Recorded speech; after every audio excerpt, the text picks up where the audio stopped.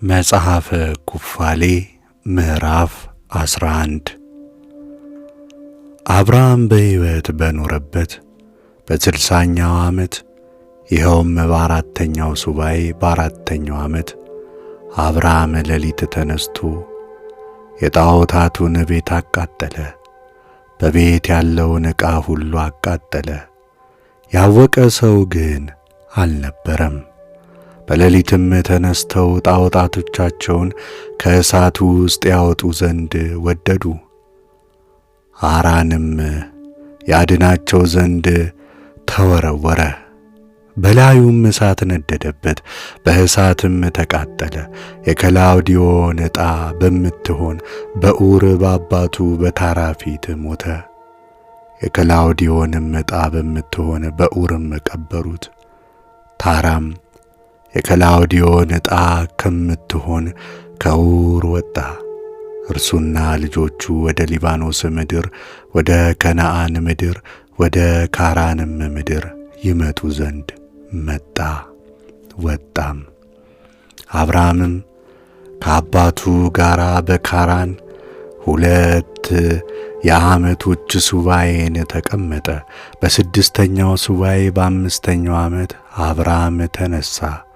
በ7ኛው ወር መባቻ ከማታ እስከ ጠዋት ድረስ ከዋክብትን ይቆጥር ዘንድ ስለ ዝናም የዓመቱ ጠባይ ምን እንደሚሆን ያይ ዘንድ በሌሊት ወጥቶ ተቀመጠ።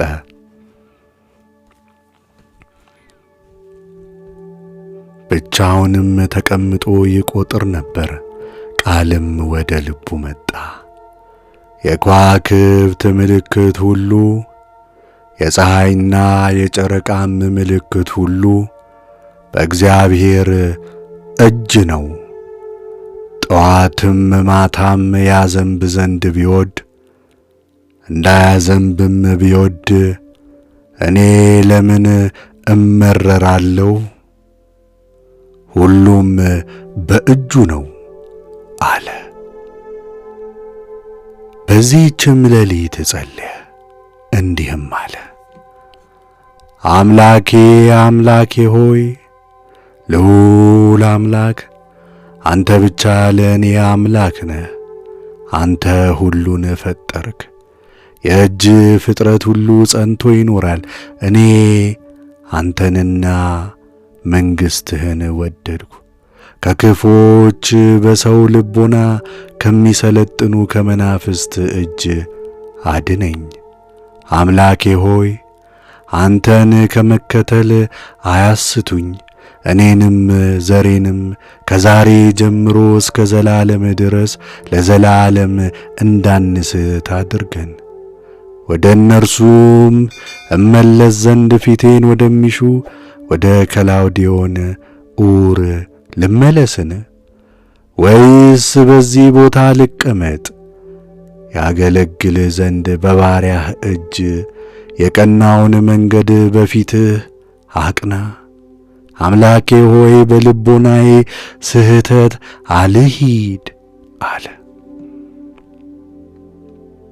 እርሱም ይህን ተናግሮ ጸልዮ በጨረሰ ጊዜ እነሆ የእግዚአብሔር ቃል በእኔ እጅ እንዲህ ሲል ወደ እርሱ ተላከ። አንተ ከሀገር ከዘመዶችህና ከአባትህ ቤት ወጥተህ እኔ ወደማሳየህ ሀገር ሂድ። እጅግም ብዙ ወገን አደርግሃለሁ፣ እባርክሃለሁም፣ ስምህንም ከፍ አደርጋለሁ። በምድሩም ሁሉ የተባረክ ትሆናለህ። የምድር አሕዛብም ሁሉ በአንተ ይባረካሉ። የሚመርቁህንም እመርቃቸዋለሁ፣ የሚረግሙህንም እረግማቸዋለሁ። ለአንተና ለልጆች ለልጅ ልጆች ለዘርህም ሁሉ አምላክ እሆናቸዋለሁ። ከአንተም በኋላ ከዛሬ ጀምሮ እስከ ልጅ ልጅ ዘመን ድረስ አምላክህ እኔ ነኝና አትፍራ። እግዚአብሔር አምላክም እንዲህ አለኝ፣ ከውድቀት ቀን ጀምሮ ከሰው ልጅ ሁሉ ቋንቋ ተለይቷልና የተገለጠች ቋንቋን ይሰማና ይናገር ዘንድ አፉንና ጆሮውን ክፈት። እኔም አፉንና ጆሮውን ከንፈሩንም ከፈትኩኝ። በትውልድ ቋንቋው በዕብራይስጥ ቋንቋም ከእርሱ ጋር እናገር ጀመርኩ። የአባቶቹንም መጽሐፍ ወሰደ፣ እነዚያም በዕብራይስጥ ቋንቋ የተጻፉ ነበሩ። ደግሞም ጻፋቸው። ከዚያም ቀን ጀምሮ ይማራቸው ጀመር። የጸነነውንም ሁሉ እኔ ነግረው ነበር። ዝናብም በሚዘንብባቸው በስድስቱ ወሮች ተማራቸው። በስድስተኛውም ሱባኤ በሰባተኛው ዓመት እንዲሆነ ከአባቱ ጋር ተነጋገረ። ከካራን ወደ ከነዓን ሄዶ አይቷት ወደ እርሱ ይመለስ ዘንድ እንደሚሄድ ነገረው። አባቱ ታራም እንዲህ አለው፣ በሰላም ሂድ፣ የሰላም አምላክም ጎዳናህን ያቅናልህ። እግዚአብሔርም ካንተ ጋር ይሁን፣ ከክፉ ሁሉ ይጠብቅህ። በሚያዩ ሰዎች ፊት ቸርነትንና ይቅርታን መወደድን ይስጥህ። በአንተም ላይ ክፉ ነገርን ለማድረግ የሰው ልጆች ሁሉ አይሰልጥኑብህ። በሰላም ሂድ፣ በእርሷም ለመኖር ለዓይኖች ያማረች ምድርን ብታይ መጥተህ ወደ አንተ ውሰደኝ። ለአንተ ልጅ ይሆን ዘንድ የወንድምህን የአራን ልጅን ሎጥንም ከአንተ ጋር ውሰደው። እግዚአብሔርም ከአንተ ጋር ይሁን። በሰላም እስክትመለስ ድረስ ወንድምህ ናኮርን በእኔ ዘንድ ተወው። ሁላችንም በአንድነት ካንተ ጋር እንሄዳለን አለው። አብርሃምም ሚስቱን ሳራንና የወንድሙን የአራን ልጅ ሎጥን ይዞ ከካራን ወደ ከነዓን ሄደ። ወደ ሱርም መጣ፣ እስከ ሰቂሞንም ድረስ ተመላለሰ። በረጅም ግራር ስር አደረ። ከኢማት መግቢያ ጀምሮ ረጅም ግራር እስካለበት ድረስ ሀገሪቱ እጅግ ያማረች እንደሆነች እነሆ አየ። እግዚአብሔርም ለአንተና ለልጆች ይህችን አገር እሰጣችኋለሁ አለው። በዚያም መሠዊያን ሠራ። ለተገለጠለት ለእግዚአብሔር በመሠዊያው ላይ የሚቃጠል መሥዋዕትን አቀረበ። ከዚያም ተነስቶ በምዕራብ አንጻር ወዳለች ወደ ቤቴል ተራራና በምሥራቅ አንጻር ወዳለች ወደ ጋይ ሄደ። በዚያም ድንኳኑን ተከለ። ባያትም ጊዜ እነሆ አገሪቱ ሰፊ ነበረች፣ እጅግም ያማረች ነበረች። ሁሉም በእርሷ ላይ ይበቅላል፣ ወይን፣ በለስ፣ ሮማን፣ ወይራ፣ ግራር፣ ቡጥን፣ ዘይት፣ ዋንዛ፣ ሰኖባር፣ የሊባኖስም ዛፍ፣ የዱርም ዛፍ ሁሉ የሚበቅልባት ናት። ውሃውም በተራራው ላይ ነበረ። የክላውዲዮናውያን ዕጣ ከምትሆን ከኡር አውጥቶ ወደዚህ ተራራ ያመጣውን እግዚአብሔር አምላኩን አመሰገነው። በሰባተኛው ሱባኤ በመጀመሪያው ዓመት በመጀመሪያው ወር መባቻ እንዲህ ሆነ። በዚያ ተራራ በመሠዊያን ሠራ፣ የእግዚአብሔርንም ስም ጠራ። አንተ አምላኬ ሆይ የዘላለም አምላክ አንተ ነህ አለ። እግዚአብሔርም ከእርሱ ጋር ይኖር ዘንድ በሕይወቱም ዘመን ሁሉ እንዳይለየው በመሠዊያው ላይ ለእግዚአብሔር የሚቃጠል መሥዋዕትን አቀረበ። ከዚያም ተነስቶ ወደ ደቡብ ሄደ፣ እስከ ኬብሮንም ደረሰ። ኬብሮንም ያን ጊዜ ተሰርታ ነበር። በዚያም 2 ዓመትን ተቀመጠ። ሎጥም እስኪገባ ድረስ ወደ ደቡብ ሀገር ሄደ። በምድርም ድርቅ ሆነ። አብርሃምም በዚህ ሱባኤ በሦስተኛው ዓመት ወደ ግብፅ ሄደ። ሚስቱ ከእርሱ ጋር ሳትወሰድ በግብፅ 5 ዓመት ኖረ። የግብፅ ክፍል የምትሆን ጠናይስም ያን ጊዜ ከኬብሮን በኋላ በ7 ዓመት ተሰርታ ነበር። ፈርዖንም የአብራምን ሚስት ሶራን በወሰዳት ጊዜ እንዲህ ሆነ። ስለ አብራም ሚስት ስለ ሶራ እግዚአብሔር ፈርዖንን በደዌ ገረፈ፣ ቤተሰቡንም ሁሉ በጽኑ መቅሰፍት ገረፈ። አብራምም በገንዘብ በበጎችና በላሞች፣ በአህዮችና በፈረሶች፣ በግመሎችም፣ በወንዶችም ባሪያዎችና በሴቶች ባሪያዎች፣ በብርና በወርቅ እጅግ የከበረ ነበረ። የወንድሙ ልጅ ሎጥም በገንዘብ እንደ እርሱ የከበረ ነበር። ፈርዖንም የአብራምን ሚስት ሶራን መለሰ። ከግብፅም ተነስቶ በቤቴል ምስራቅና በምዕራብ መካከል ወዳለው ቀድሞ ድንኳኑን ተክሎበት ወደ ነበረው ወደ ጋይ የመሠዊያ ቦታ ሄደ። በሰላም የመለሰው አምላኩ እግዚአብሔርን አመሰገነ።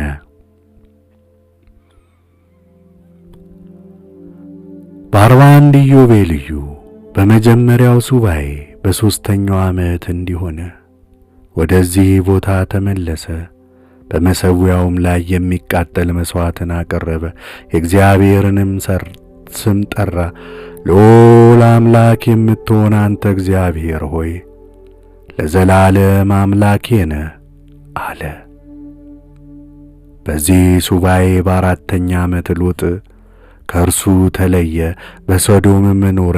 የሰዶም ሰዎች ግን እጅግ ኃጢአተኞች ነበሩ። የወንድሙም ልጅ ከእርሱ ስለተለየ በልቡ አዘነ። ሎጥ በተማረከበት በዚያ ዓመት ልጅ አልነበረውምና።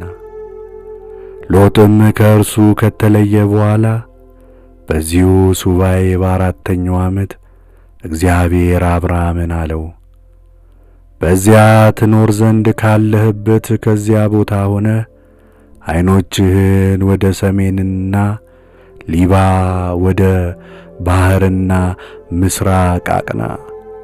ይህችን የምታያትን ሀገር ሁሉ ለአንተና ለልጆችህ እስከ ዘለዓለም ድረስ እሰጥሃለሁና ለልጆችህም እንደ ባሕር አሸዋ አደርጋለሁ፣ ልጆችህንም እንደ ባሕር አሸዋ አድርጋቸዋለሁ። ሰው የባሕር አሸዋን መቁጠር ይችል እንደሆነ ልጆችህን ይቆጥራቸዋል። ተነስተ ቁመቷንና ወርዷን ዙራት፣ ሁሉንም ተመልከት፣ ለልጆችህ እሰጣለሁና። አብርሃምም ወደ ኬብሮን ሄደ፣ በዚያ ተቀመጠ። በዚያም ዓመት የኤላም ንጉሥ ኮሎዶጎሞር መጣ። የሰናዖርም ንጉሥ አምራፌል፣ የሲላሳር ንጉሥ አርዮክ፣ የአሕዛብ ንጉሥ ቲርጋል መጡ።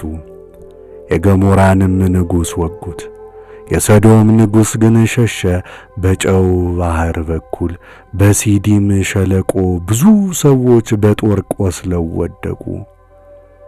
ሰዶምንና አዳምን ሴባኢምንም ማረኩ። የአብርሃምን የወንድሙን ልጅ ሎጥንም አብረው ማረኩ። ገንዘቡንም ሁሉ ዘረፉ። እስከ ዳንም ድረስ ሄዱ። ከጦር ያመለጠ አንድ ሰውም መጥቶ የወንድሙ ልጅ ሎጥ እንደ ተማረከ ለአብርሃም ነገረው። አሽከሮቹንም አስታጠቀ።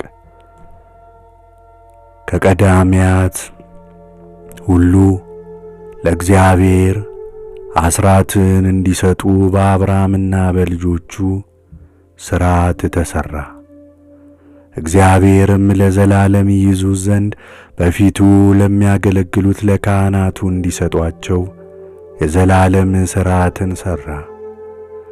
ከሁሉም እህሉም ከወይኑም ከዘይቱም ከላሞችም ከበጎችም ከፍየሎችም ለእግዚአብሔር አስራት ይሰጡ ዘንድ ለልጅ ልጅ ለዘላለም ሰርቶአልና ለዚህ ሕግ የተወሰነ ዘመን የለውም። እርሱም በፊት ደስ ብሏቸው ሊበሉና ሊጠጡት ለካህናቱ ሰጠ። የሰዶምም ንጉሥ ወደ እርሱ ደረሰ፣ በፊቱም ሰገደ። ጌታችን አብርሃም ሆይ ያዳንኸውን ሰው ስጠን፣ ምርኮው ግን ለአንተ ይሁንልህ አለው።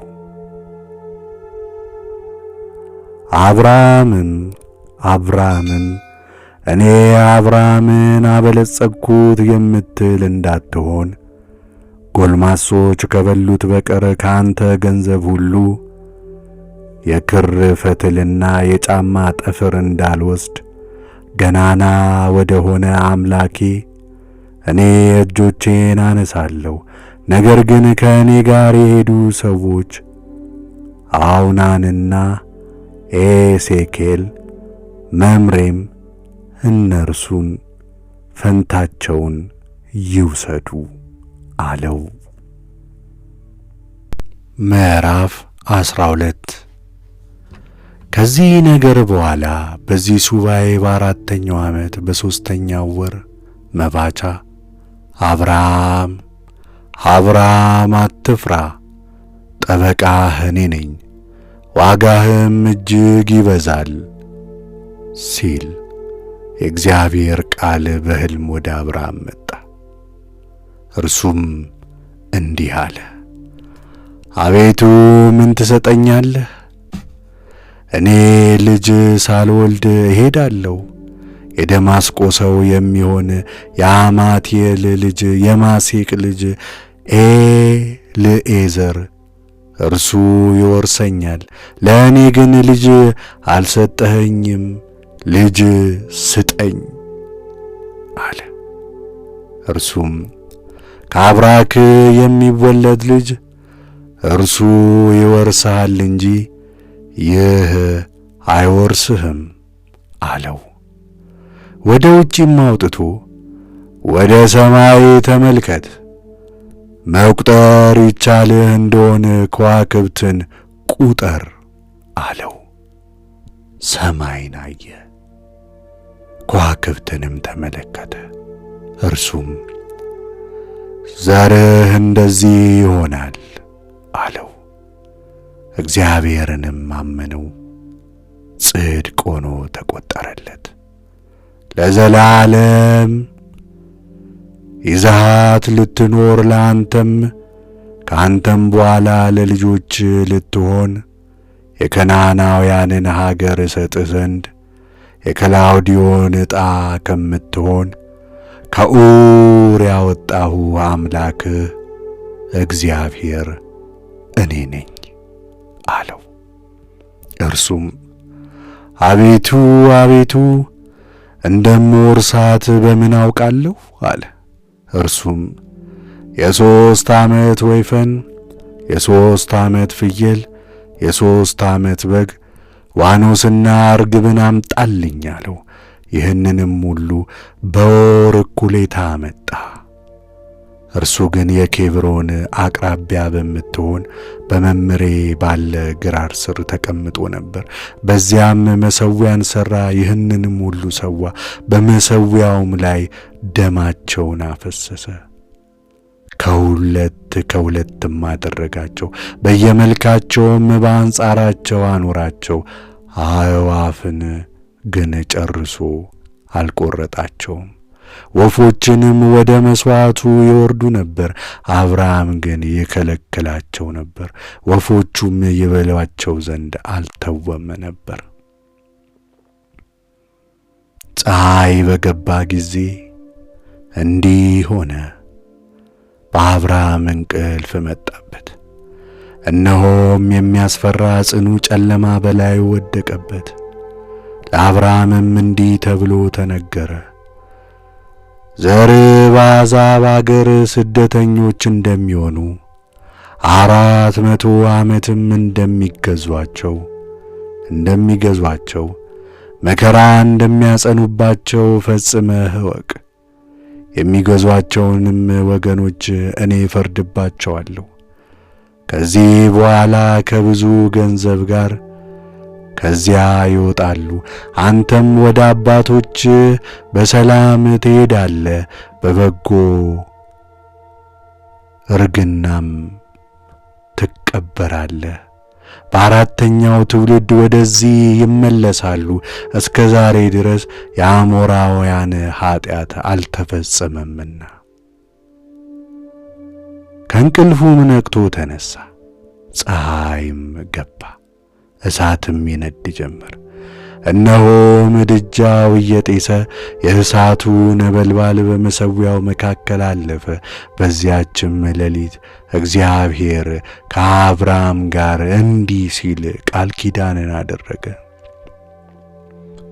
ከግብፅ ወንዝ ጀምሮ እስከ ታላቁ ወንዝ እስከ ኤፍራጥስ ወንዝ ድረስ ይህችን ሀገር ለልጆችህ እሰጣለሁ። የቄኔዎስንና የቄኔዚዮስን፣ የቀድሞኔዎስን፣ የፌርዜዎስን፣ የራፋይምን፣ የፌኮሬዎስን፣ የኤዌዎስንና የአሞሬዎስን፣ የከናኔዎስንና የጌርጌዎስን፣ የያቡሴዎስን ሀገር እሰጥሃለሁ። አብርሃምም ሄዶ በመሠዊያ አዘጋጀ። አዕዋፍንና መሥዋዕቱንም ወይናቸውንም አቀረበ፣ እሳትም በላው። በዚያችም ወር ከኖኅ ጋር ቃል ኪዳን እንደ አደረግን በዚህችም ዕለት ከአብርሃም ጋር ቃል ኪዳንን አደረግን። አብርሃምም ይህችን በዓል ሥርዓቷንም እስከ ዘላለም ድረስ ለራሱ አጸና። አብርሃምም ደስ አለው። ይህንንም ነገር ሁሉ ለሚስቱ ለሶራ ነገራት። ልጅ እንደሚወለድለት አመነ። ልጅ እንደሚወለድለት አመነ። እርሷ ግን ልጅ አትወልድም ነበር። ሶራም ባሏን አብርሃምን መከረችው። ከእርሷ የሚወለደውን ልጅ አሳድግልሃለሁና ወደ ግብፃዊቱ አገልጋይ ወደ አጋር ግባ አለችው። አብርሃምም የሚስቱን የሶራን ቃል ሰማ። እንዳልሽ አድርጊ አላት። ሶራም ግብፃዊት አገልጋዩን አጋርን አምጥታ ሚስት ትሆነው ዘንድ ለባሏ ለአብርሃም ሰጠቻት። ወደ እርሷም ገባ፣ ጸነሰች፣ ወንድ ልጅንም ወለደችለት። በዚህም ሱባኤ በአምስተኛው ዓመት ስሙን የእስማኤል ብሎ ጠራው። በዚያም ዓመት የአብርሃም ዕድሜ 86 ዓመት ነበር። በዚህ ኢዮቤልዩ በአራተኛው ሱባኤ በአምስተኛው ዓመት በሦስተኛው ወር በወሩ እኩሌታ መጀመሪያ ስለ ደረሰው የስንዴ አዝመራ አብርሃም በዓልን አደረገ።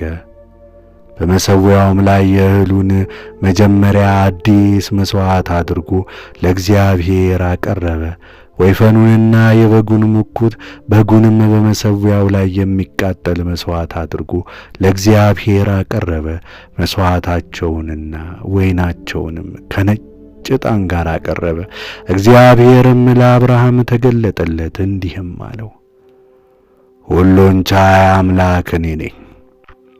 በፊቴ የምትወደድ ሁን፣ ፍጹምም ሁን።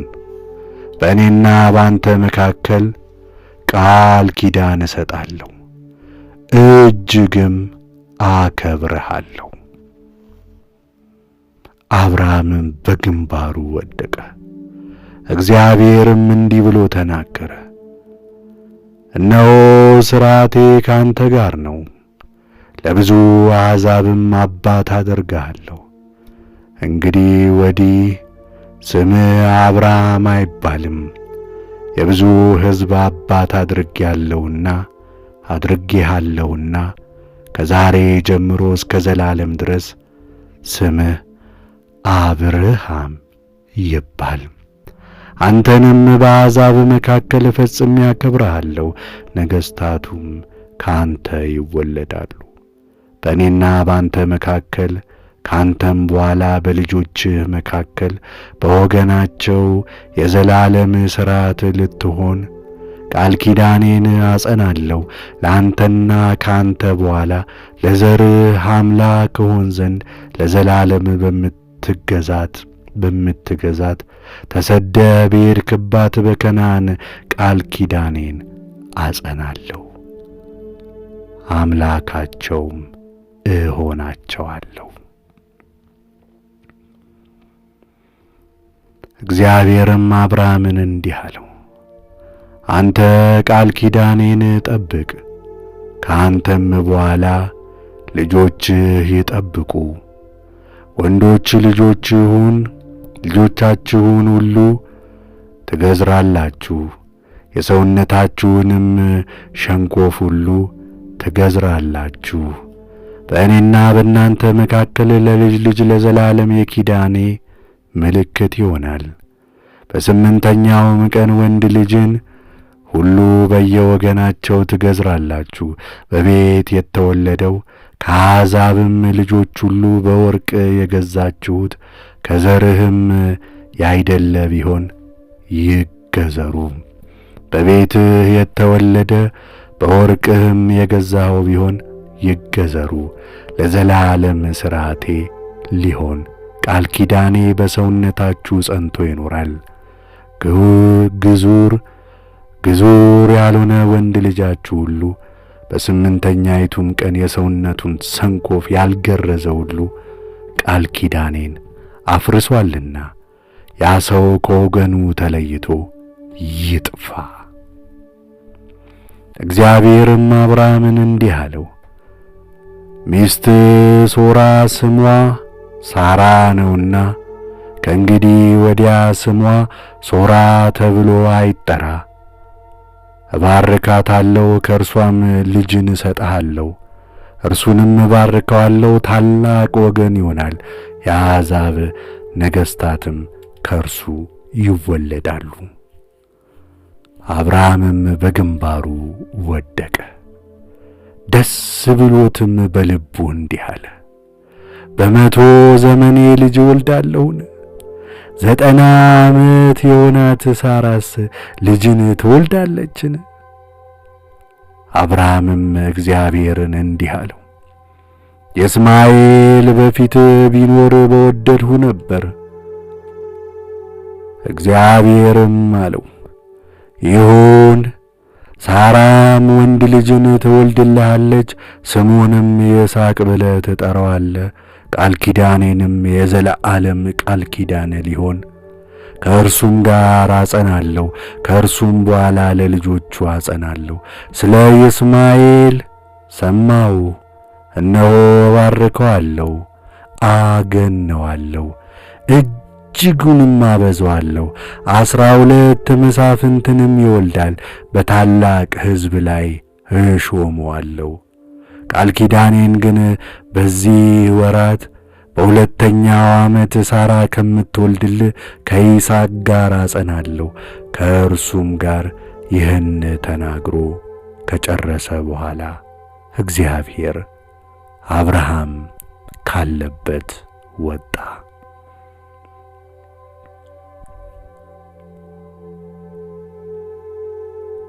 አብርሃምም እግዚአብሔር እንዳለው አደረገ። ልጁ ይስማኤልንም በቤት የተወለደውን ሁሉ በወርቁ የገዛውንም በቤቱ ያለ ወንድ ልጅን ሁሉ ወስዶ የሰውነታቸውን ሰንኮፍ ገረዘ። በዚያችም ቀን አብርሃም ተገረዘ። ቤተሰቦቹም በወርቅ የገዛቸውም ሁሉ ከአሕዛብም የተወለዱ ሁሉ ከእርሱ ጋር ተገረዙ። ይህም ሕግ ለልጅ ልጅ ሁሉ የዘለዓለም ነው። ይህ የዘለዓለም ሥርዓት ነውና በሰማይ ጽላትም ተጽፏልና ቀን ማሳጠር የለም፣ ከስምንቱ ቀንም አንዲት ቀን መተላለፍ የለም።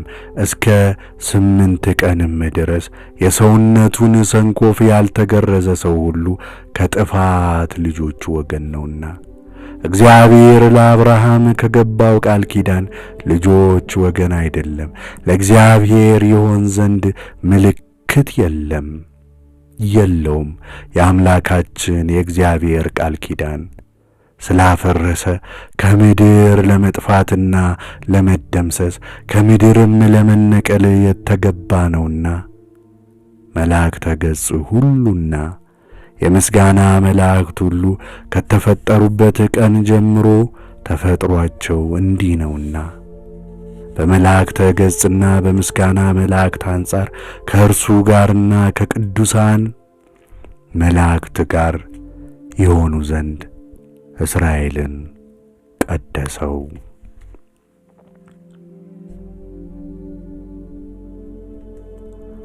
አንተም የእስራኤልን ልጆች እዘዝ፣ የዚህን ቃል ኪዳኔንም ምልክት ይጠብቁ፣ ለልጆቻቸውም የዘላለም ሥርዓት ይሁን፣ ለዘላለም በእስራኤል ልጆች ሁሉ ላይ ይጠብቁት ዘንድም ለቃል ኪዳን ሥርዓት ሰርቶአልና ከምድር እንዳይጠፉ ይሁኑ።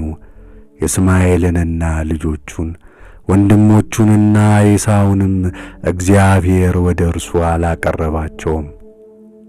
ምንም የአብርሃም ልጆች ቢሆኑና ቢወዳቸውም እነርሱን አልመረጠም። ሕዝብ ይሆኑለት ዘንድ እስራኤልን ለይቶ መረጠ። ብዙ አሕዛብና ብዙ ሕዝብ ሁሉ የእርሱ ናቸውና ሁሉም ለእርሱ ይገባልና ከሰው ልጆች ሁሉ ለይቶ ሰበሰበው። ነገር ግን ከእርሱ በኋላ ያስቷቸው ዘንድ መናፍስትን በሁሉ ላይ አሰለጠነ።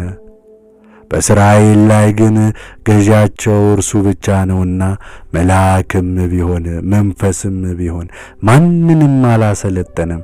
እርሱም ይጠብቃቸዋል፣ ከመላእክትና ከመናፍስት እጅ ከሥልጣናትም ሁሉ እጅ ይጠብቃቸው ዘንድ ይመራመራቸዋል።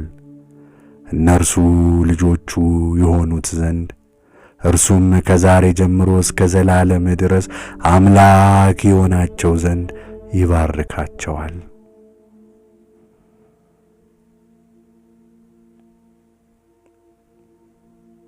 አሁንም የእስራኤል ልጆች ይህችን ሥርዓት ሐሰት እንደሚያደርጉ እኔ ነግርሃለሁ።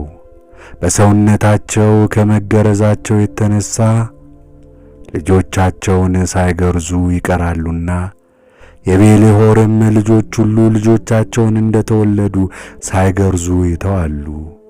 ቃል ኪዳኑን አፍርሰዋልና ከቃሉም ወጥተዋልና ያቺ ጽኑ መዓት ከእግዚአብሔር ታዛ በእስራኤል ልጆች ትደረጋለች። የዚህንም ምልክት ሥርዓቱን እንዳልፈጸሙ ከምድር ፈጽሞ ለመጥፋት ሰውነታቸውን እንደ አሕዛብ አድርገዋልና ተበሳጭተው ተሳደቡ።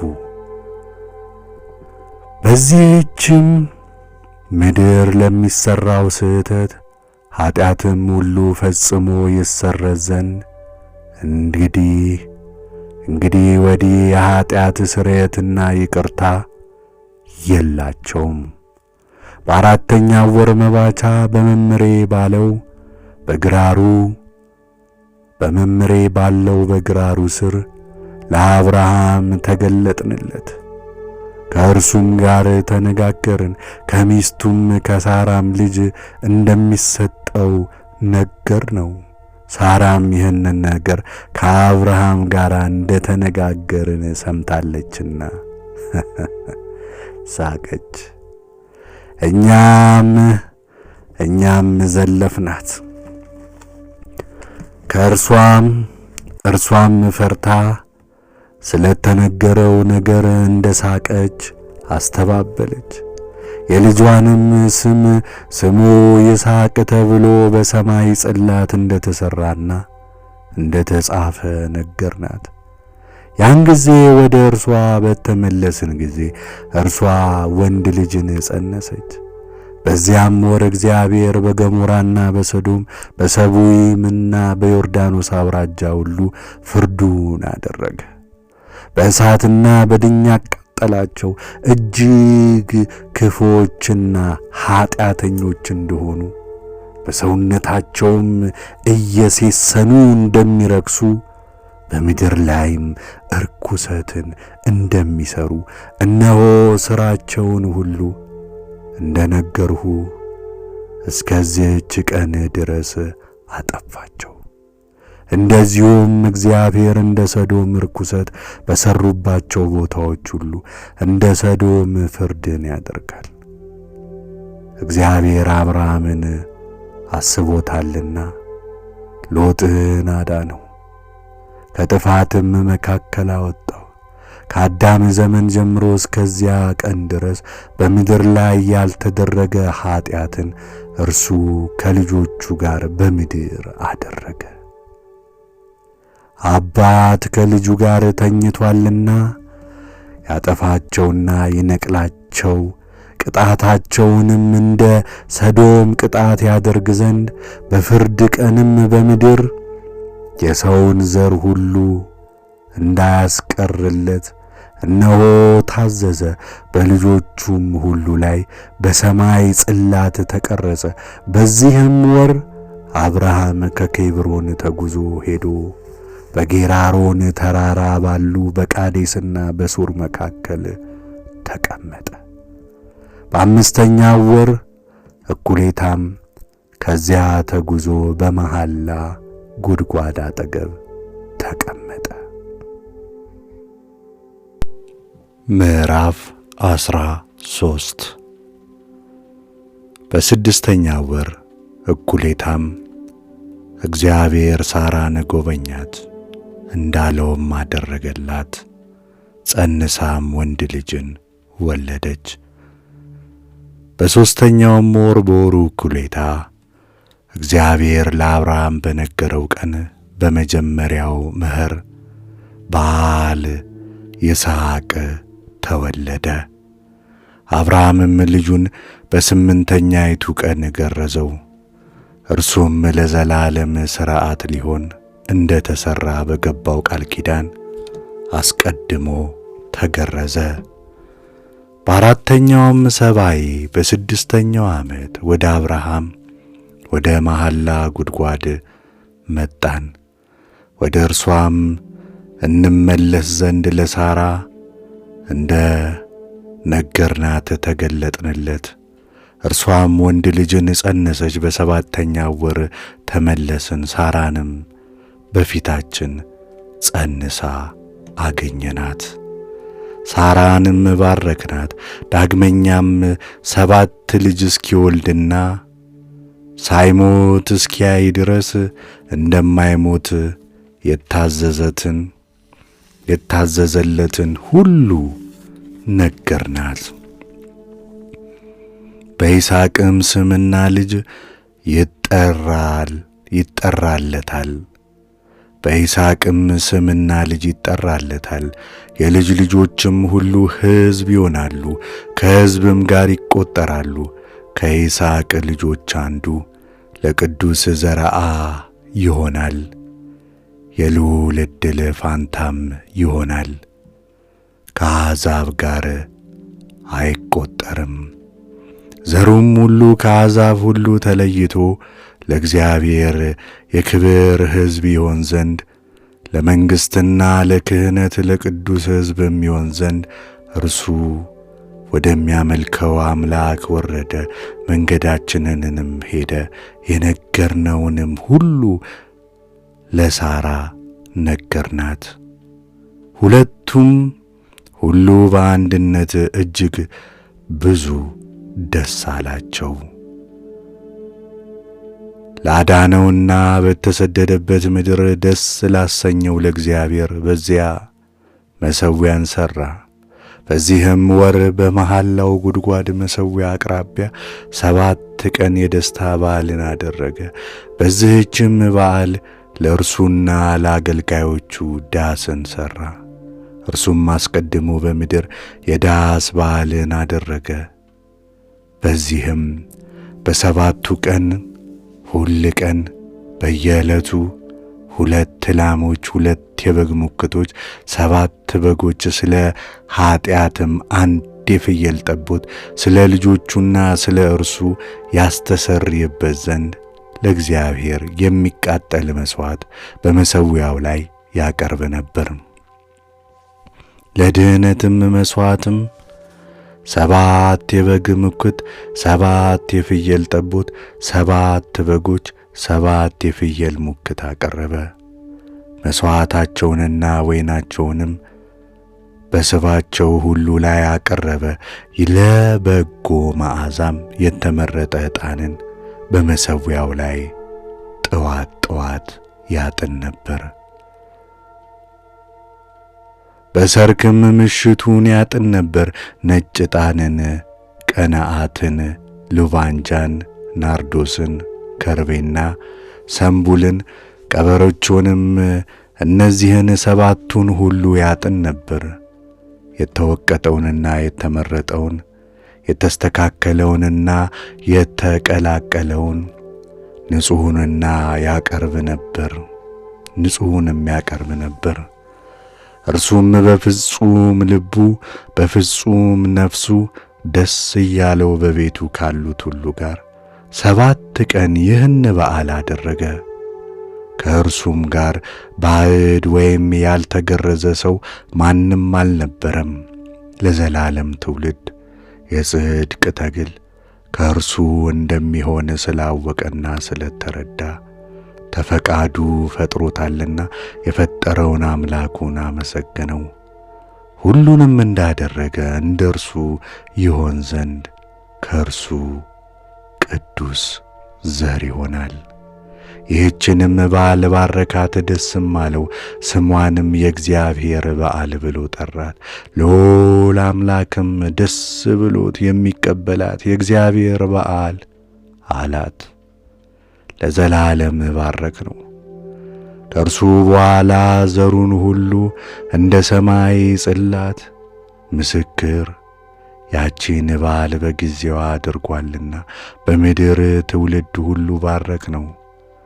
ስለዚህም በዘመናትና በዓመታት ሁሉ በትውልዳቸው የዘላለም ሕግ ሊሆን በእግዚአብሔር ፊት ተቀባይነት ያለው የዳስ በዓልን በደስታ 7 ቀን የሚያደርጉ ይሆኑ ዘንድ ለእስራኤል በሰማይ ጽላት ተጻፈ። በዓሉም ያደርጉት ዘንድ በጥላም ይቀመጡ ዘንድ በራሳቸውም አክሊል ይደፉ ዘንድ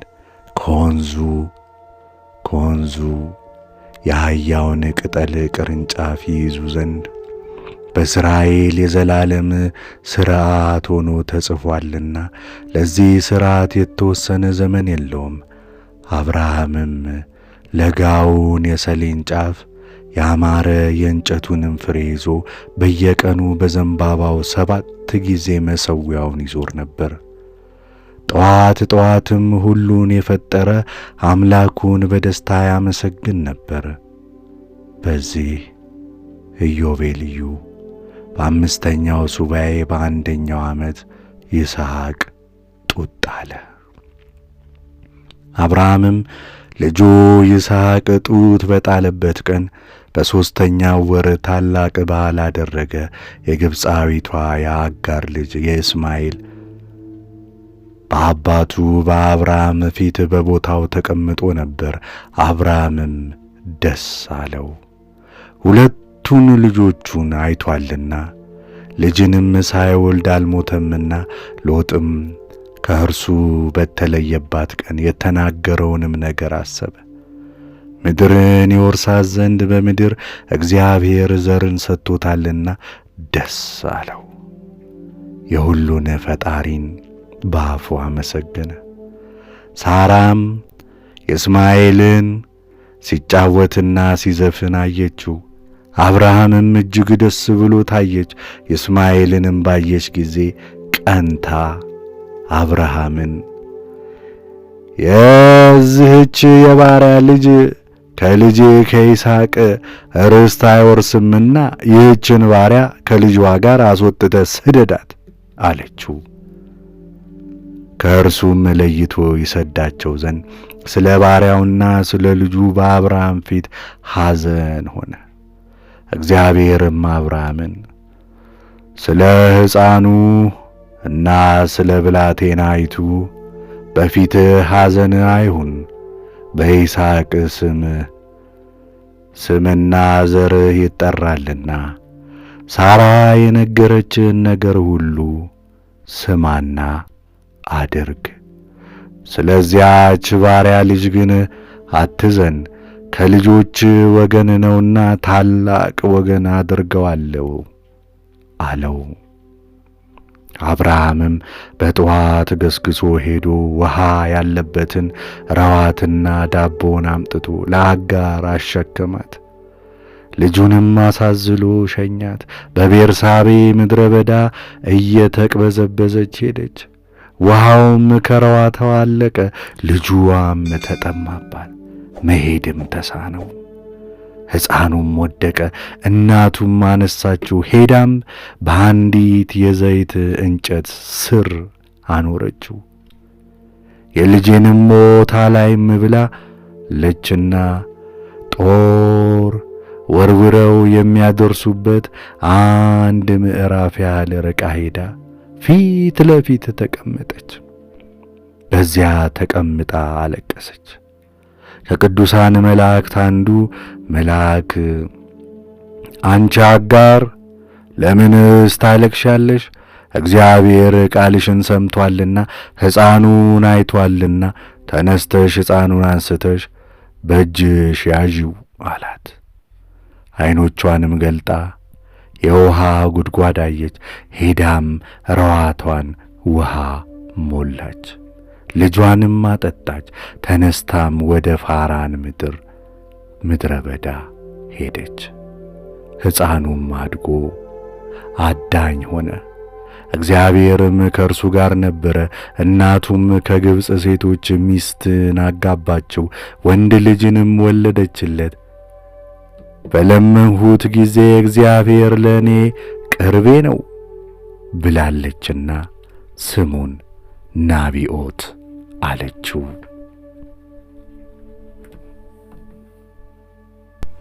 ምዕራፍ 14 በዚህ ኢዮቤልዩ በሰባተኛው ሱባኤ በመጀመሪያው ዓመት በመጀመሪያው ወር እንዲህ ሆነ። በዚህ ወር በ12ኛው ቀን እግዚአብሔር እንደሚወደው ስለ አብርሃም በሰማይ ቃሎች ተሰሙ። በሚናገረው ነገር ሁሉ የታመነ እንደሆነ በመከራውም ሁሉ የታመነ ነውና መኮንንን መስቴማ መጥቶ በአምላክ ፊት ቆሞ እንዲህ አለ።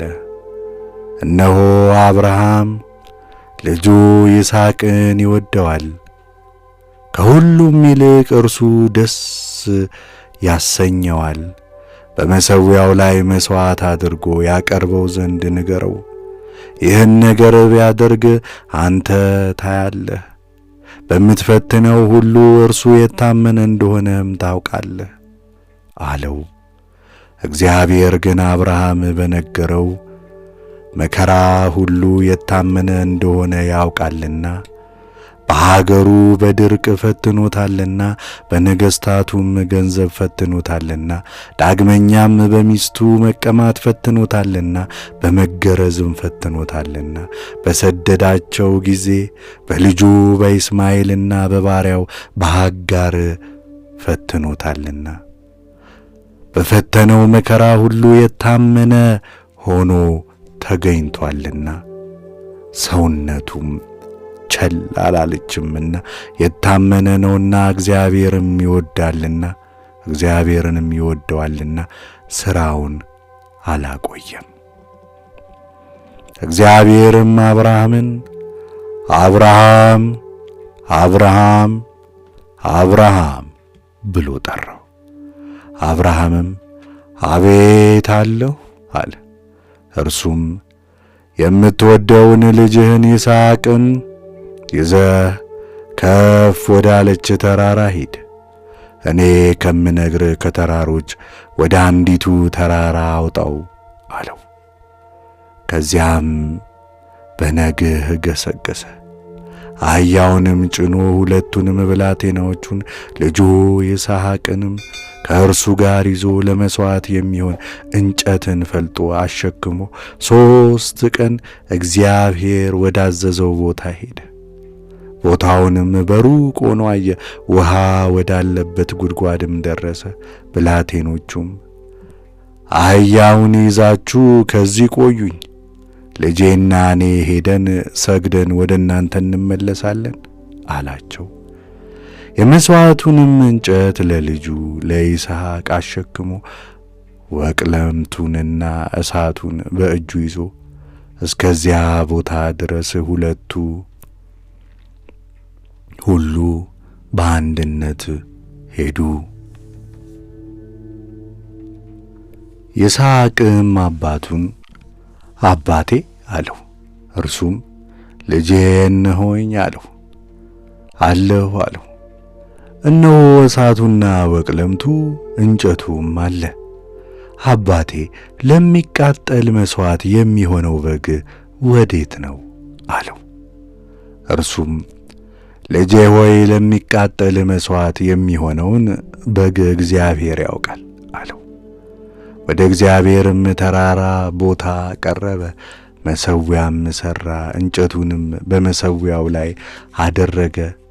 ልጁንም ይስሐቅንም አስሮ በመሠዊያው ላይ ባለ እንጨት ላይ አስተኛው። ልጁንም ይስሐቅን ይሰዋው ዘንድ ወቅለምቱን ለማንሳት እጁን ዘረጋ። እኔም በፊቱ ቆምሁ፣ በመኮንንም መስቴማም ፊት ቆምኩ። እግዚአብሔርም እርሱ እግዚአብሔርን የሚፈራ እንደሆነ አውቄአለሁና በይስሐቅ ላይ እጁን እንዳያወርድ በእርሱም ምንም ክፉ ነገር እንዳያደርግ ንገረው አለ። በሰማይም ሆኜ አብርሃም አብርሃም ብዬ ጠራሁት። እርሱም ደንግጦ እነሆኝ ያለሁ አለ። በሕፃኑ ላይ እጅህን አታውርድ፣ አንተ እግዚአብሔርን የምትፈራ እንደሆንክ ዛሬ አውቄአለሁና ከእኔም ለበኩር ልጅህ አራራህምና በእርሱ ላይ ምንም አታድርግ አልሁት። መኮንን መስቴማም አፈረ። አብርሃምም ዓይኖቹን አቅንቶ አየ፣ እነሆ ቀንዱን በዕፀ ሳቤቅ የተያዘ አንድ በግ ሲወርድለት አየ። አብርሃምም ሄዶ ያንም በግ አውራውን አምጥቶ ስለ ልጁ ፋንታ ለሚቃጠል መሥዋዕት አቀረበ። አብርሃምም ያን ቦታ እግዚአብሔርን ያየሁበት ይባል ዘንድ እግዚአብሔር የታየበት ቦታ አለው። ተራራውንም ደብረ ጽዮን ነው። እግዚአብሔርም አብርሃምን በሰማይ ሆኖ ዳግመኛ በስሙ ጠራው። በእግዚአብሔር ስም እንነግረው ዘንድ እንደ ታየነው እግዚአብሔር በራሴ ማልሁ አልነው። ይህንን ነገር አድርገሃልና ለምትወደው ለበኩር ልጅ ከእኔ አራራህለትምና ፈጽሜ እንድባርክ በባሕር ዳር እንዳለ አሸዋና እንደ ሰማይ ኮከብ ዘርህን ፈጽሜ እንዳበዛው ልጆችህም የጠላቶቻቸውን ሀገር እንዲወርሱ ቃሌን ስለ ሰማህ ፋንታ በዚህ ዓለም ያሉ አሕዛብን ሁሉ እንዲወርሱ እኔ ባዘዝኩት ሁሉ አንተ ለእኔ የታመንክ እንደሆንክ ለሁሉ ነገርኩ። በሰላም ሂድ አለው። አብርሃምም ወደ ብላቴኖቹ ሄደ። ከዚያም ተነስቶ በአንድነት ወደ ቤርሳቤ ሄዱ። አብርሃምም በመሐላ የውሃ ጉድጓድ አደረገ። ያቺንም በዓል በሄደባት በሰላም በተመለሰባቸው በሰባቱ ቀኖች መጠን በዘመኑ ሁሉ 7 ቀን የደስታ በዓልን አደረጋት። የእግዚአብሔርም በዓል አላት። 7 ቀን በደስታ ይህችን በዓል ለማድረግ በልጆቹና በእስራኤል ላይ እንደ ታዘዘ በሰማይ ጽላት እንዲህ ተሰርቷል ተጽፏልም። በ42ኛው ኢዮቤልዩ በመጀመሪያው ሱባኤ በአንደኛ ዓመት አብርሃም ተመልሶ በኬብሮን አንጻር 2 የዓመት ሱባኤ ኖረ። ይህችውም ቃሪያ ታርባቅ ናት። በዚህ ኢዮቤልዩ በሦስተኛው ሱባኤ በመጀመሪያው ዓመት የሳራ የሕይወት ዘመን ተፈጸመ፣ በኬብሮንም ሞተች። አብርሃምም አልቅሶ ይቀብራት ዘንድ ሄደ። ልቦናው ይታገስ እንደሆነ እንዲሁም በአፉ በተናገረው ነገር ቸል አይል እንደሆነ ፈተነው። በዚህ የታገሰ ሆኖ ተገኘ። በውስጡ ሬሳውን ሊቀብር የመቃብር ቦታ ይሰጡት ዘንድ ከቄጢ ልጆች ጋር በልቦና ትዕግስት ተነጋግሯልና አልተበሳጨም። እግዚአብሔርም በሚያዩት ሰዎች ሁሉ ፊት ባለሟልነትን ሰጠው። ከቄጢ ልጆችም በየዋሃት ለመነ። በግራሩ አንጻር ያለች ባለ ድርብ ዋሻን ሰጡት። ይህችውም ኬብሮን ናት። በ40 ብርም ሸጡለት። እነርሱም ያለ ዋጋ እንስጥህ ብለው ለመኑት። እርሱ ግን የቦታውን ዋጋ ብሩን ፈጽሞ ሰጥቷልና ከእነርሱ ያለ ዋጋ አልወሰደም። ዳግመኛም ሰገደላቸው። ከዚህ በኋላ ደርብ ባላት ዋሻ ሬሳዋን ቀበረ። ሳራም በሕይወት የኖረችበት መላ ዘመኗ 127 ዓመት ሆነ። እነዚህም 2 ኢዮቤልዩ 4 ሱባዔና 1 ዓመት ናቸው። ሳራም በሕይወት የኖረችበት የዘመኖቿ ቀን ይህ ነው። አብርሃም በተፈተነበት የታመነና ልቦናው የታገሰ ሆኖ የተገኘበት ይህ መከራ 10 ነው። ለእርሱ ይሰጣት ዘንድ ከእርሱም በኋላ ለልጁ ይሰጣት ዘንድ እግዚአብሔር ስለ ከነዓን የነገረውን ነገር እምቢ አላለም። በዚያም ሬሳውን ይቀብር ዘንድ ቦታን ለመነ። የታመነና የሚታገስ ሆኖ ተገኝቷልና በሰማይ ጽላት የእግዚአብሔር ወዳጅ ተብሎ ተጻፈ። በ4ኛው ዓመት ለልጁ ለይስሐቅ ሚስትን አጋባው። ስሟንም ርብቃ ይባላል። ይህችም የአብርሃም ወንድም የናኮር ልጅ የባቱኤል ልጅና የላባ እህት ናት።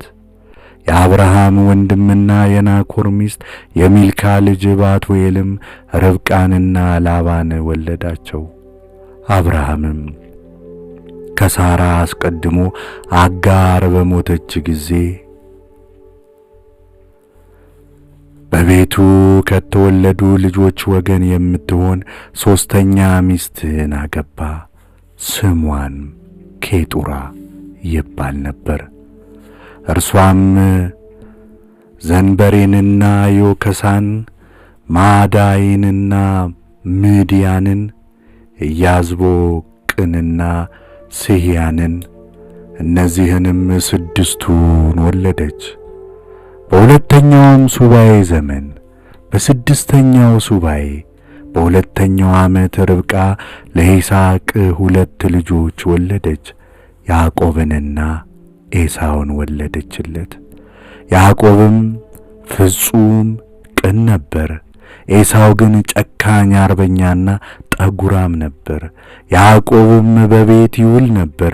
እነዚህ ጎልማሶች አደጉ። ያዕቆብም መጻፍን ተማረ። ኤሳው ግን አርበኛና አዳኝ ነበረና አልተማረም። ሰልፍንና ክፉ ሥራንም ሁሉ ተማረ። አብርሃምም ያዕቆብን ይወደው ነበር፣ ይስሐቅ ግን ኤሳውን ይወድ ነበር። አብርሃም የኤሳውን ሥራ አየ፣ ነገር ግን በያዕቆብ ስምና ልጅ እንዲጠራለት ታወቀ። ርብቃንም ጠርቶ እርሷ ከኤሳው ይልቅ ያዕቆብን ፈጽማ እንድትወደው አይቶአልና የያዕቆብን ነገር አዘዛት። ልጄ ሆይ ያዕቆብን ልጄን ጠብቂ፣ እርሱ ስለ እኔ ፋንታ በሰው ልጆች መካከል ለበረከት ይሆናል፣ ለሴም ዘር መመኪያ ይሆናልና በምድር ገጽ ከሚኖሩ ሰዎች ሁሉ ለሕዝቡ ጠበቃ ሊሆንለት እግዚአብሔር እርሱን እንዲመርጥ አውቃለሁና። እነሆ ልጄ ይስሐቅ ከያዕቆብ ይልቅ ኤሳውን ይወዳል። አንቺ ደግ ሰው ያዕቆብን ስትወጂ እኔ አይቻለሁ። ዳግመኛም ለእርሱ ደግ ነገር ማድረግን ጨምሪለት። ከዛሬ ጀምሮ ለዘላለም እስከሚነሳው ትውልድ ሁሉ ድረስ በምድር ላይ እርሱ ለበረከት ይሆነኛልና ዓይኖችሽ ወደ ተወዳጁ ይሁን። ከልጆችሽ ሁሉ ይልቅ እርሱን ፈጽሜ ወድጃለሁና ለዘላለም ይከብራልና ዘሩም ምድርን ሁሉ የሚሞላ ይሆናልና እጆችሽ ይጽኑ፣ ልብሽም በልጅሽ በያዕቆብ ደስ ይበለው። ሰው የባሕር አሸዋ መቁጠር ይችል እንደሆነ እንደዚሁም የእርሱ ዘር ይቆጠራል። እግዚአብሔር እኔንና ዘሬን የባረካቸው በረከቶች ሁሉ በዘመኑ ሁሉ ለያዕቆብና ለዘሩ ይሁኑ፣ በዘሩም ስሜ ይከብራል። የአባቶች የሴምና የኖህ የሄኖክና የመላኤል የሄኖስና የሴት የአዳምም ስም ይባረካል። እነርሱም ሰማይን ለመመስረት ምድርንም ለማጽናት በጠፈር ላይ ያሉ ብርሃናትንም ለማደስ ይሆናሉ አላት። ያዕቆብንም ጠርቶ በእናቱ በርብቃ ፊት ሳመው፣ መረቀውም፣ እንዲህም አለው፦ ልቦናዬ የወደደች ልጄ ተወዳጁ ያዕቆብ ሆይ ከጠፈር በላይ ያለ አምላክ ይባርክ። አዳምንና ሄኖክን ኖህንና ሴምን የባረካቸው የባረከባቸውን በረከቶችን ሁሉ ይስጥህ። የነገረኝን ሁሉና እሰጥሃለሁ ያለኝን ሁሉ በምድር ላይ እንደ ሰማይ ዘመን በአንተና በዘርህ ላይ እስከ ዘለዓለም ድረስ ያጽናል። ከዛሬ ጀምሮ እስከ ዘለዓለም ድረስ አምላክህ እግዚአብሔር ከመከተል ያርቁ ዘንድ የሰይጣን መናፍስት በአንተና በዘርህ ላይ አይሰልጥኑብህ። እግዚአብሔር አምላክህ አባት ይሁንህ፣ አንተም ልጁ ነው። ለእግዚአብሔር በዘመኑ ሁሉ አለቃ ሁን። ልጄ በሰላም ሂድ። ለሕዝቡም በዘመኑ ሁሉ አለቃውን ልጄ በሰላም ሂድ። ሁለቱም በአንድነት በአብርሃም ዘንድ ወጡ። ርብቃም ያዕቆብን በፍጹም ልቡናዋ በፍጹም ነፍሷና ከኤሳው ይልቅ እጅግ ወደደችው። ይስሐቅም ከያዕቆብ ይልቅ ኤሳውን ይወድደው ነበር። በ42ኛው ኢዮቤልዩ በ7ኛው ሱባዔ በመጀመሪያው ዓመት አብርሃም ይስማኤልንና 12ቱን ልጆቹን ይስሐቅንና 2ቱን ልጆቹን 6ቱን የኬጡራ ልጆችንና ልጆቻቸውን ጠራ። የእግዚአብሔርንም ሕግ ይጠብቁ ዘንድ ጽድቅንም ይሰሩ ዘንድ በሰልፉም ሁሉ እንደ እርሱ ሊሆኑ እያንዳንዱ ባልንጀራውን ይወድ ዘንድ እያንዳንዳቸውም በእያንዳንዳቸው ላይ ጸንተው ይኖሩ ዘንድ አዘዛቸው። በምድርም ላይ ፍርድንና ጽድቅን ለማድረግ ከእነርሱ ጋር በገባው ቃል ኪዳን ልጆቻቸውን ይገርዙ ዘንድ ከዝሙትና ከርኩሰት ሁሉ እንጠበቅ ዘንድ ከመካከላችንም ርኩሰትንና ዝሙትን እናርቅ ዘንድ እግዚአብሔር ካዘዘን ሥርዓት ሁሉ ወደ ቀኝም ወደ ግራም እንዳይተላለፉ አዘዛቸው። ሴት ሁላ ወይም ድንግልና ያላት ልጅ ብትሰስንባችሁ በእሳት አቃጥሏት። ዓይናቸው ባየውና ልባቸው ባሰበውም አይሰስኑ። የከነዓን ዘሮች ከምድር ይጠፋሉና ከከነዓን ሴቶች ልጆች ሚስትን አያግቡ። የራይትን ፍርድና የሶዶምን ፍርድ ስለ ክፋታቸው ስለ ዝሙትና ርኩሰት እንደተፈረደባቸው በዝሙትም እርስ በርሳቸው በሰሩት ጥፋት እንደሞቱ ነገራቸው። እናንተም ከዝሙትና ከርኩሰት ሁሉ በኃጢአትም ከመተዳደፍ ሁሉ ተጠበቁ።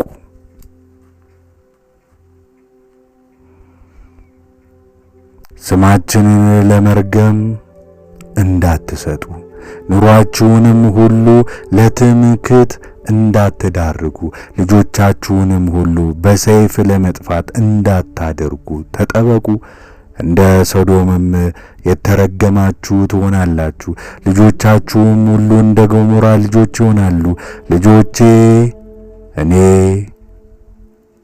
እኔ እዳኝባቸዋለሁ። የሰማይን አምላክ ውደዱት፣ ትእዛዙንም ሁሉ ጠብቁ። ጣዖታቸውንና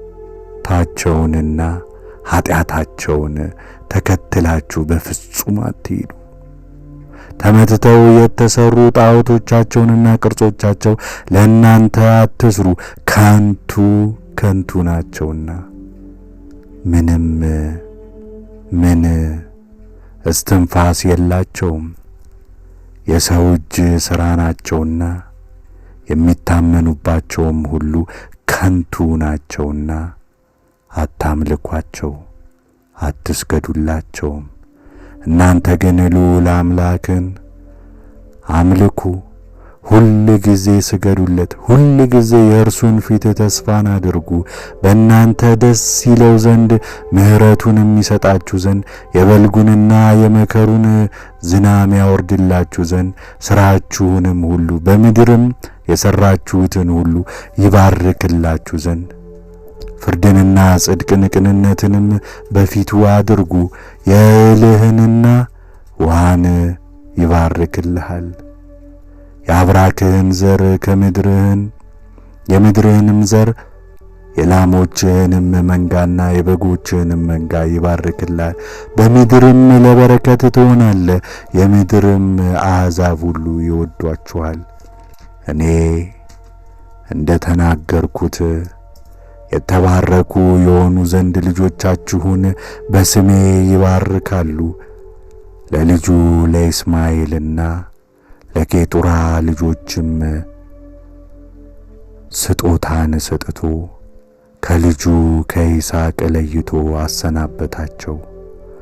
ሁሉን ግን ለልጁ ለይስሐቅ ሰጠው። የእስማኤልና ልጆቹም የኬጡራ ልጆችም የልጅ ልጆቻቸውም በአንድነት ሄዱ።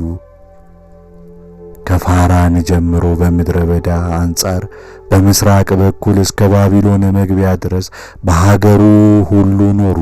እነዚህም ከእነዚህ ጋር አንድ ሆኑ።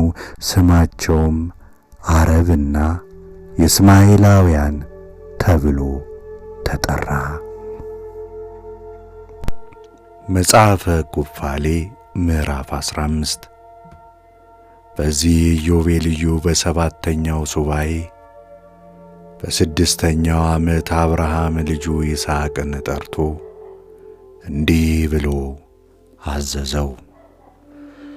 እኔ አረጀሁ፣ ዘመኔን ጠግቤያለሁና የምሞትበትን ቀን አላውቅም። እነሆ እኔ የ175 ዓመት ሰው ነኝ። በሕይወቴ ዘመን ሁሉ እግዚአብሔርን ሳስበው በፍጹም ልቤም የአምላኬን ፍቃድ አደርግ ዘንድ በመንገዱም ሁሉ መሄድን አቀና ዘንድ ስፈልግ ኖርሁኝ። ሕያውና ቅዱስ ከሁሉም ይልቅ የታመነና ጻድቅ አምላክ ነውና የፈጣሪን ፈቃድ ለማድረግ እጠብቅ ዘንድ ነፍሴ ጣዖትን ጠላች። የጽድቅ አምላክ ነውና ሕጉን በሚያፈርሱ ሰዎች ሁሉ ቃል ኪዳኑን በሚንቁ ሰዎች ፍርድን የሚያደርግ ነውና በእርሱ ዘንድ ዓመፅ፣ ለሰው ፊትም ማድላትና መማለጃ መቀበል የለም። ልጄ ሆይ አንተም ትእዛዙን፣ ሥርዓቱን፣ ፍርዱንም ጠብቅ። ርኩሳንን የተቀረጹ ጣዖታቱንና ተመትተው የተሠሩትን ጣዖታት ተከተለ አትሂድ። የአውሬውን፣ የእንስሳውን፣ በሰማይ የሚበሩ ወፎችን ሁሉ ደም አትብላ።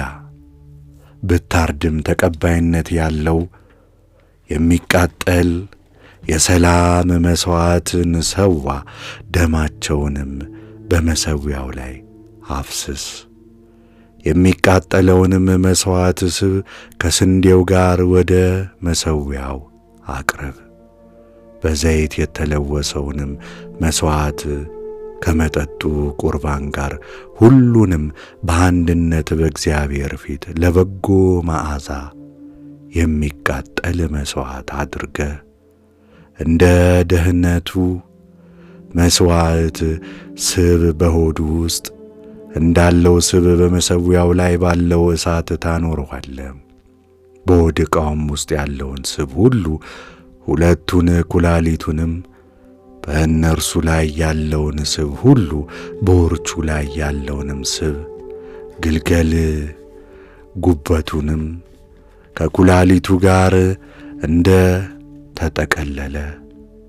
ይህንንም ሁሉ በእግዚአብሔር ፊት ተቀባይነት ያለው በጎ መዓዛ አድርገህ ለእግዚአብሔር ለበጎ መዓዛ ለሚቀርበው ከሚቃጠለው የእህል መሥዋዕትና ከመጠጡ ቁርባን ጋር ታቀርባለህ። ሥጋውንም በዚያች ሌሊትና በማግስቱ ብላ።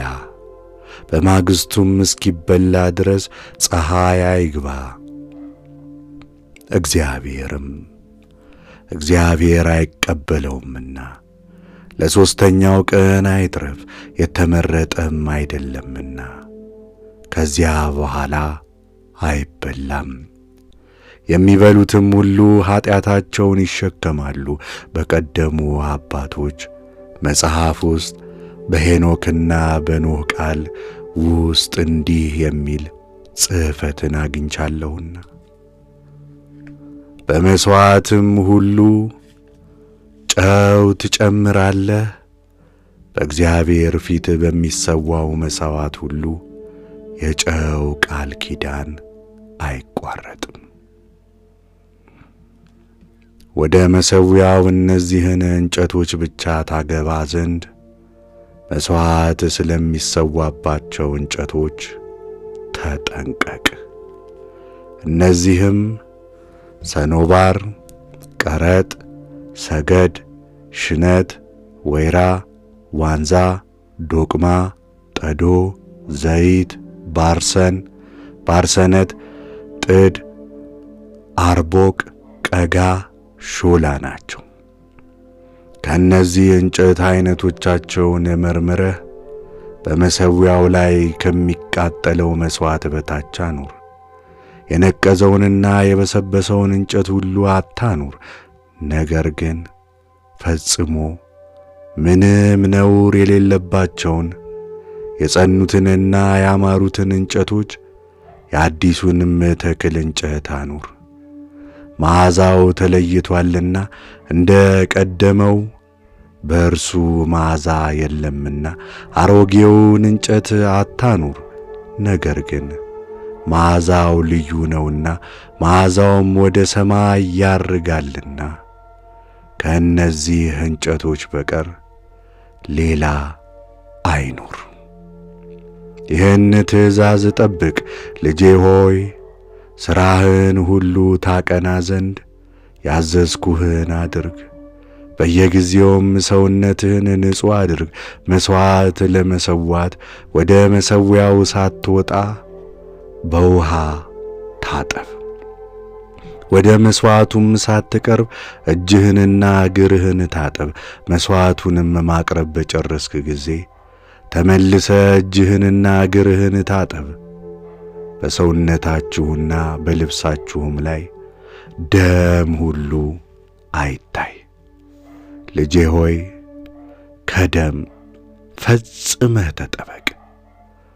አፈር አልብሰው፣ ደም ነፍስ ነውና እንግዲህ ወዲህ ደምን አትብሉ፣ ምንም ደም አትብሉ። ያለ ፍርድ በከንቱ እንዳይፈስ በሰው ደም ሁሉ ላይ መማለጃን አትቀበል። የሚፈስ ደም ምድርን ያጠፋታልና በደም አፍሳሹ ደም ካልሆነም በቀር ደም ያለ ሰው ደም አትነጻምና። በሰው ደም መማለጃንና እጅ መንሻን አትቀበል። በልዑል አምላክ በእግዚአብሔር ፊት ደም በደም ይመለሳል።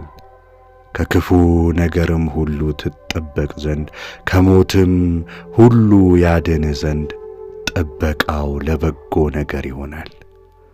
ልጄ ሆይ የሰው ሁሉ ሥራ ኀጢአትና ክፋት እንደሆነ ሥራቸውም ሁሉ የረከሰና የተናቀ የተጠላም እንደሆነ ከእነርሱም ጋር ጽድቅ እንደሌለ አያለሁ። በመንገዳቸው እንዳትሄድ ፍለጋቸውንም እንዳትከተል ተጠበቅ። በልዑል አምላክ ፊትም እስከ ሞት የሚያደርስ ስህተትን አትሳሳት። ከአንተም ፊቱን ይሰውራል፣ ወደ ኀጢአትህም ኃይል ይመልስሃል። ከምድር ይነቅልሃል፣ ዘርህንም ከሰማይ በታች ያጠፋል። ስምህና ዘርህም ከምድር ሁሉ ይጠፋሉ። ከሥራቸው ሁሉና ከርኩሰታቸው ሁሉ ራቅ። የልዑል አምላክን ሕግም ጠብቅ፣ ፈቃዱንም ፈጽም። ሥራህን ሁሉ አቅና፣ በሥራ ሁሉ ይባርክሃል። በምድር ትውልድም ሁሉ የጻድቅ ተክልን ከአንተ ያስነሳል። ከሰማይ በታች በዘመኑ ሁሉ የእኔ ስም የአንተም ስም ይታወቃል። ልጄ ሆይ በሰላም ሂድ። የእኔ አምላክ የአንተም አምላክ ልዑል እግዚአብሔር ፈቃዱን ለመፈጸም ያጽናህ። ልጅህን ሁሉ የልጅ ልጅህንም ለዘላለም ትውልድ በምድር ሁሉ ለበረከት ትሆን ዘንድ በጽድቅ በረከት ሁሉ ይባርክ። ከእርሱም ዘንድ ደስ እያለው ወጣ።